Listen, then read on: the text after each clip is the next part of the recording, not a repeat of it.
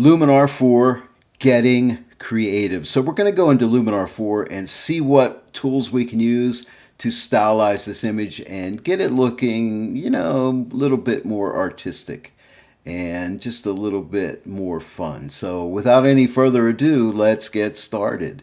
I'm starting out in Photoshop, so I'm going to go ahead and duplicate the background layer, and that's Command or Control J, so we can work non-destructively. And let's come up to Filter and open up Luminar 4. Now I want to work with some looks today to kind of get my creative juices flowing here today. So I'm in this category here, Splitsville. And what I'm looking for is some warmer tones for this image. And so I'm going to find something here that looks warm, like Splitsville 05. And by the way, these are some filters or some looks that I got free from Luminar in a past version of Luminar. Okay, so that's looking promising there. Let's try 11 here. Not bad. See if there's anything else here. How about 15? Too green. I think I'm going to settle with Splitsville 05. Now, I'm not totally happy with it, but we're going to make some alterations here. So let's go up to looks and click on looks and get rid of the looks so they're not distracting us. Now, whatever you see highlighted here is the tools that this particular look is using. Now, you see the suitcase right here? This is deprecated. These are tools that were carried over, or filters that were carried over from past versions of Luminar. So let's go ahead and click that first. There's a cross-processing filter here, and I believe you'll find these cross-processing effects inside of the lookup tables tool in Luminar 4. So if we click this drop-down type, they're using Geneva, but yeah, I'm pretty sure all these are in the lookup tables. So let's play with this amount here. Let's move it to the right, move it to the left. I'm gonna give it a little bit more. I'm gonna move it a little bit more to the right, somewhere right around in there. Now let's look and see what else we're using here. Let's come to the Pro section here. Okay, we're using a color enhancer and some split toning. Let's start with color enhancer. Looks like they're using warm and cool here on the split color warmth. So let's go ahead and warm this up a little bit more. Yeah, I'm liking that direction, somewhere right around in there. And let's play with the cool here. Go one way or the other. Yeah, I'm looking for a little more warmer looking tones. I like the little orange tones I'm getting in the leaves and things. That's looking pretty good. Now let's also go to the split toning. Okay, the highlights are using like cooler tones in the highlights. I think I might want to go with warmer tones there. So I'm going to move this over to the warm side of things here. Yeah, something like that. And let's play with the saturation. Do we want more or less? Somewhere right around there looks good. The shadows are okay. I'm going to leave that alone. Okay, so that's looking pretty good. Now let's go into the creative section, see what they're using. They're using a high key tool. That's cool and interesting. Let's play with the amount. Let's give it more or less. I might give it a little bit less, but I like the effect that it's giving us. Let's play with the standard high key here. Just adjust it to taste. Let's play with the dynamic. Okay, maybe open that up a little bit. And then we can make our blacks darker by moving this to the left. The black slider here.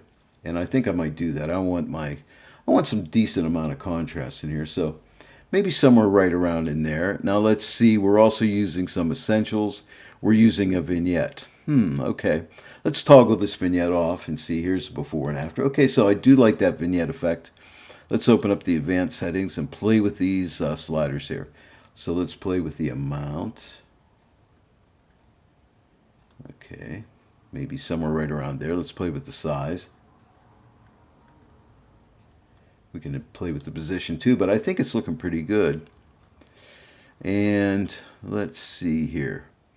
Let's go with the roundness.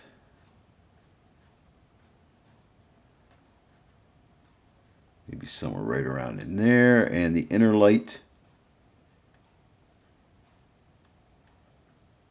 Looking pretty good. Now let's click this eyeball here so we can see the before and the after. So there's the before and there's the after. So I think we're starting off, we're moving in a nice direction here. All right, so we're still in the Essentials panel here. So let's come up to AI Enhance. Let's see what that does for us. Let's bump the AI accent up a little bit. I don't want to go too far here, but yeah, a little bit of that's good. I want to leave some of that dreaminess in the background, so I want to be careful there. Don't want to go too far. Just a little bit there. Let's play with the structure.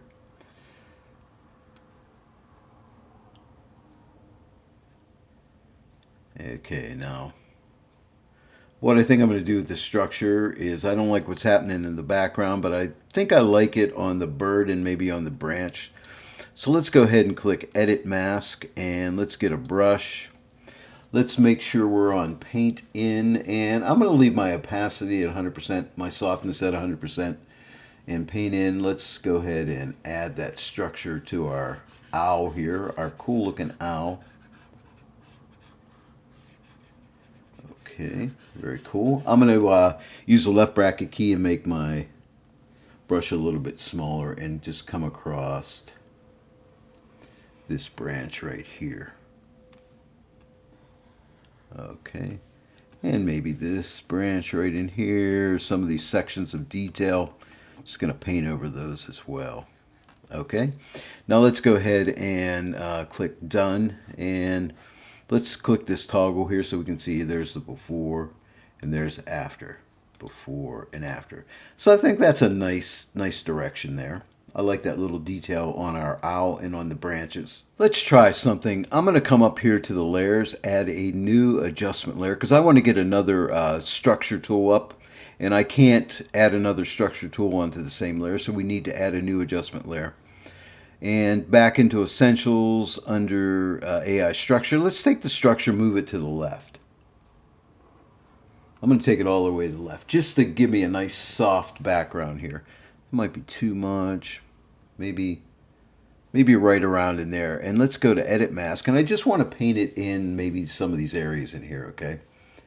So, and where am I at? Let's get a brush and make sure I'm on Paint In. I'm going to leave it at 100%, softness at 100% too. Make my brush bigger here.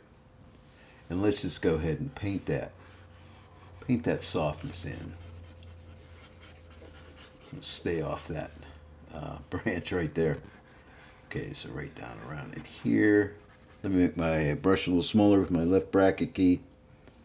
Just going to paint in here a little bit, maybe in here. Okay, maybe some of these areas in here as well. Okay, so maybe in here a little bit. Let's click Done, and now let's toggle this. Here's the before, and there's the after. Yeah, so I think that helps. So remember, you can also use structure negatively, and that can really help out, and I'm liking what that looks like. Let's try to draw a little more emphasis to our owl here. So I'm thinking we could maybe do, let's go to the Pro section. Let's go to Dodge and Burn, do a little creative Dodge and Burn. So let's make sure you have your Dodge and Burn tool open. Click on Start Painting. Let's start with lightening first. So we'll go to lighten, and I'm going to take my strength down a good bit, maybe down to around like 13% or so. And a nice small brush here, and I'm just going to accent some of the highlights here, just to draw a little bit of emphasis on our wonderful little owl friend here. So painting with that low amount there is going to really help to keep this from going out of control here. Maybe some of these down here, some of these feathers, and maybe in here just a little bit. Okay, now let's go to darken. We're still at 16%, and let's just darken some of the darker areas here. Right around here a little bit.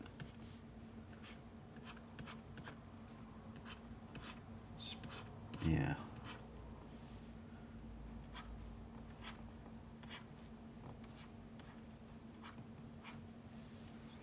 Okay, make my brush a little bit smaller.